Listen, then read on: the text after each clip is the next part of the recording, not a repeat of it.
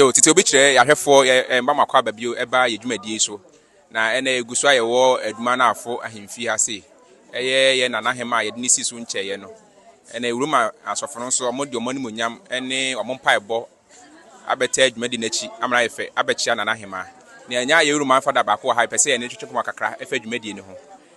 Pacho ye mo akwa baba titi obi kire kasafanyi so. Meda wase. Fada mpacho wadaruma obebo udin na wada ho adi a kire ya hwefo yi. Yo ye frame Reverend Father Godfred Akwasiusu. Yeah, me ye adwuma e o Mamponten, Our Lady of Grace Senior High School. Ya da ase. Fada mpacho ene oba hema ye dinisi so yi dwumadi no hu ne sen.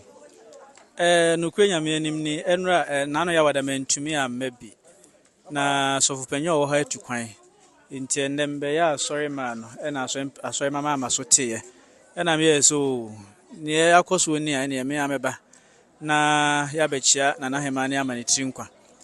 Ye ba ye kitibo ene amamre ne amane ekoso no. Nika na eniso na efenso.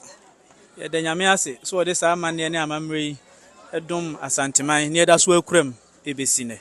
Enti efe eniso. Ye da ase fada na amamre ne amane a wo kan fada enye bosom se na wo kan. Se ka Christopher de mo ne amamre ne amane ne ahemfie de se nka ayese bosom se wana.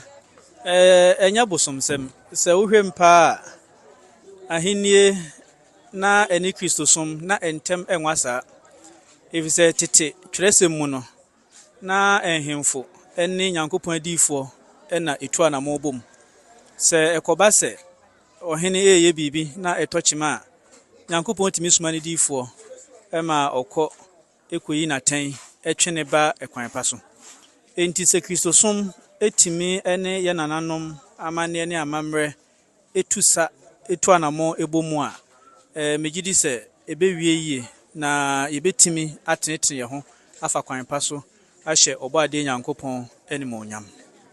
Fada ye da se pa se ne fada ka no se amamre ne amane na ye nananom eda na di no enye bosomsom se de bimu hu no na fada ye da se wanya emre na woni atwetwen komo o pese oton kra so abetimi afa ya fide kese so aton kra ma wa de asore ma omo hwe mechia watiefu nyina na machia me amesofopon Most Reverend John ya Opoku Ajimai na afi machia ye sofopon a owo ahomegyemu Most Reverend Joseph Osebonsu Roma ya sorry ni nchichemu a ewo konongoma mpon mu asofo nyina me nuanom a me no Our Lady of Grace Senior High School.